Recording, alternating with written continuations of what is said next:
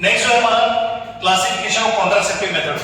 पहले जब हम बताएंगे कॉन्ट्रासेप्शन क्या होता है, तो कॉन्ट्रासेप्शन अगेंस्ट द कंसेप्शन, मतलब स्पर्म और ओवम को मिलने से रोकने के लिए वो सारी तरीके, वो सारी टेक्निक जो हम उपयोग में लाते हैं उसको हम बोलते हैं कॉन्ट्रासेप्शन। क्या बोलते हैं? कॉन्ट्रासेप्शन। अगर बात करते हैं कॉन्ट्रासेप्टिव, आइडियल कॉन्ट्रासेप्टिव किसको बोलेंगे, एक आदर्श कॉन्ट्रासेप्शन है वो किसको कहा जाएगा, तो पहला वो सुरक्षित होना चाहिए, उसके बाद में प्रभावी होना चाहिए, इफेक्टिव होना चाहिए, कम खर्चीला होना चाहिए, उसके बाद में इसका कोई ज्यादा साइड इफेक्ट नहीं होना चाहिए, और बिना किसी मेडिकल सुपरविजन के, यानी किसी डॉक्टर की मदद, बिना किसी डॉक्टर की मदद के वो आराम से इसका उपयोग कर सके, जो भी कपल है उसका उपयोग कर सके। नेक्स्ट जो होता है हमारा क्लासिफिकेशन ऑफ कॉन्ट्रासेप्टिव मेथड।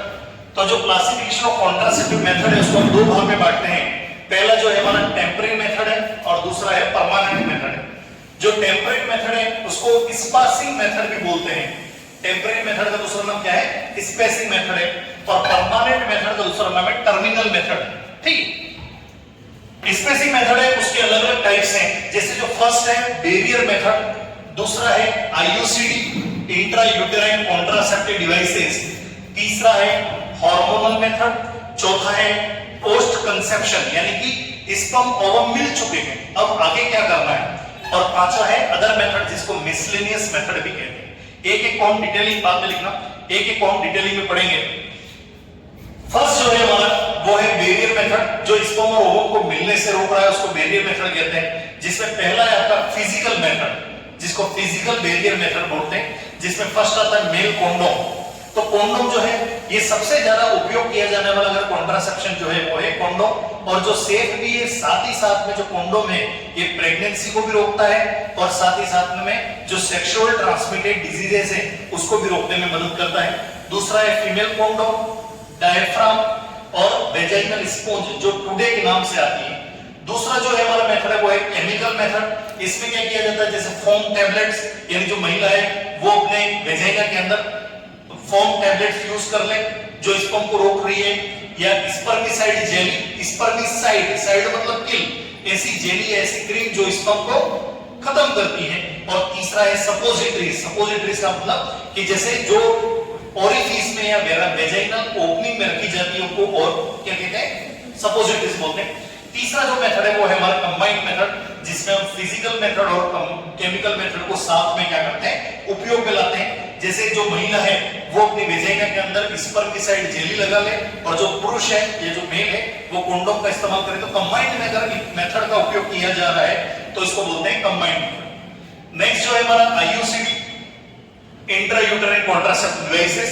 इसकी मुख्य रूप से 3 जनरेशन आई थी, जो जिसको हम डिटेलिंग आगे हम लिखेंगे और पढ़ेंगे उसको, पर मैं थोड़ा ओवरव्यू देता हूं। जैसे फर्स्ट जनरेशन जो है, जो नॉन मेडिकेटेड आईयूसीडी थी, इसके अंदर जैसे लिपिस लूप जो है सबसे कॉमन एक एवर नोन है लिपिस लूप, वो फर्स्ट जनरेशन के अंदर आता है। दूसरी जो थी कॉपर टी 380, कॉपर टी 375 अलग अलग है।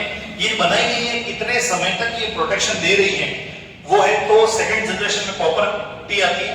देखो सबसे बड़ी जो आईयूसीडी का जो साइड इफेक्ट है वो है ब्लीडिंग, क्योंकि अगर महिला अगर कॉपर टी वगैरह उपयोग करती है तो सबसे ज्यादा जो कॉमन देखने को मिलता है वो देखने को मिलता है ब्लीडिंग। और थर्ड जनरेशन है, इसको हार्मोन कंटेंट आईयूसीडी बोलते हैं।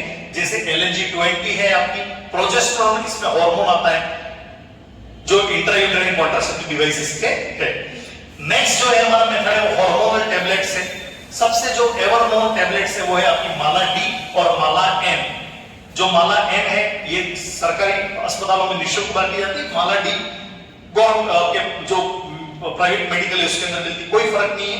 इसमें 28 टैबलेट आती है, 28 गोलियां आती है। 21 गोलियां तो हार्मोन की होती है जो सफेद कलर की आती है, और जो 7 गोलियां होती है वो होती है डार्क ब्राउन कलर की, जो आती है आपकी आयरन की टैबलेट आती है, फेरस की आती है, आयरन की, महिला को एनीमिया से बचाने के लिए। ठीक है, तो 28 गोलियां आती है माला डी माला एन में। उसके बाद में डिपोट फॉर्मुलेशन आता है जो इंजेक्टेबल होता है। तो सबसे जो कॉमन डिपोट है वो एक है आपका नेटेन है, और एक है डंपा, जिसको बोलते हैं डिपोट मेट्रोक्सी प्रोजेस्टेरोन एसिटिक। ठीक है, अब ये कितने समय तक प्रिकॉशन देता है? जैसे जो नेट एन है आपका वो 2 मंथ तक प्रिकॉशन देता है। कितने समय तक प्रिकॉशन देता है? 2 मंथ तक प्रिकॉशन देता है। और जो डंपा है DMPA वो 3 मंथ तक देता है। तो ये पिछले एग्जाम में आ चुका क्वेश्चन की जो DMPA है वो कितने समय तक प्रोटेक्शन देता है, तो वो 3 मंथ तक प्रोटेक्शन देता है। और थर्ड जनरेशन का भी आया था क्वेश्चन कि जो LNG-20 है थर्ड जनरेशन की प्रोजेस्टेरोन, जो थर्ड जनरेशन की IUCD है उसे कितने समय में बदल लेना चाहिए, ये क्वेश्चन आ चुका है। तो LNG-20 को हर 5 साल में बदल लेना चाहिए। ठीक है, इस चीज का ध्यान रखना कि LNG-20 हर 5 वर्ष में बदल लेना चाहिए। उसके बाद में नेक्स्ट है हमारा पोस्ट कंसेप्शन मेथड, कि अगर कंसेप्शन हो चुका है तो हम क्या कर सकते हैं।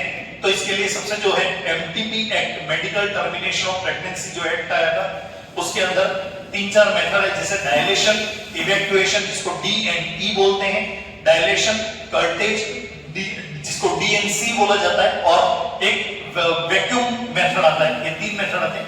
उसके अलावा हम हार्मोन टैबलेट के रूप में IP गोली देते हैं, जिसको अनवांटेड 72 के नाम से दी जाती है। तो ये भी क्वेश्चन आ चुका है, बहुत इंपॉर्टेंट क्वेश्चन है कि जो लिवोनॉर्जेस्टेरोल की टेबलेट, उसमें जो सॉल्ट आता है उसका नाम है लिवोनॉर्जेस्टेरोल। कौन सा आता है? लिवोनॉर्जेस्टेरोल टेबलेट आती है। वो कितने समय तक हेल्पफुल है, यानी कि अगर कोई कपल इंटरकोर्स या संभोग करते हैं तो संभोग के 72 घंटे के अंदर उस गोली को लेना चाहिए। तो टाइम ड्यूरेशन याद रखना है, जितना जल्दी ले ले अच्छी बात है। इसका उपयोग क्या रहता है? ये गोली या तो स्पर्म और ओवम को मिलने नहीं देती, अगर स्पर्म और ओवम मिल चुके हैं तो फिर उस जायगोट को इम्प्लांट नहीं होने देती है। ठीक है, तो LNG-20 जो ये आपकी जो लिवोनॉर्जेस्टेरोल टैबलेट्स है, जिसको हम आई के लिए अनवांटेड 72 है, 72 घंटे के अंदर आप उसको क्या करनी चाहिए? ले लेना चाहिए। नेक्स्ट जो हमारा मेथड है, अदर मेथड है, जिसमें फर्स्ट आता है सेफ पीरियड मेथड। इस सेफ पीरियड मेथड को रिदम मेथड या कैलेंडर मेथड भी कहा जाता है। जैसे अगर कोई महिला को जो महावारी है या जो मेंस्ट्रुअल पीरियड है वो अगर टाइमली आ रहा है, टाइम ड्यूरेशन मतलब रेगुलर आ रहे हैं, तो उसमें जो ओव्यूलेशन के बाद से पहले का जो सेफ पीरियड है, उस सेफ पीरियड के अंदर अगर कोई कपल इंटरकोर्स करते हैं तो जो गर्भधारण की संभावना है वो कुछ हद तक क्या हो जाती है? कम हो जाती है। एक टॉपिक मैंने डिस्कस नहीं किया है कि जो आपके जो कॉन्ट्रासेप्शन है उसके बेनिफिट्स क्या क्या है। तो सबसे ज्यादा बेनिफिट है ये अनवांटेड प्रेगनेंसी को रोकता है। क्या करता है? अनवांटेड प्रेगनेंसी को रोकता है। दूसरा इसका ये है कि 2 बच्चों में गैप रखने के लिए, 2 प्रेगनेंसी के अंदर इंटरवल रखने के लिए, जैसे 2 बच्चों में मिनिमम 3 वर्ष का गैप होना चाहिए, इसके लिए क्या करता है? हेल्प करता है। और अगर जो इसका मुख्य मेथड है टर्मिनल मेथड, टर्बाइन मेथड, ऐसे कपल जिनकी फैमिली कंप्लीट हो चुकी है, 2 बच्चे हो चुके हैं, तो उनको नसबंदी का ऑप्शन इस मेथड के अंदर में दिया जाता है। नेक्स्ट है अदर मेथड में आपका lactational amenorrhea method. Lactational amenorrhea का मतलब, लैक्टेशन का मतलब स्तनपान कराना।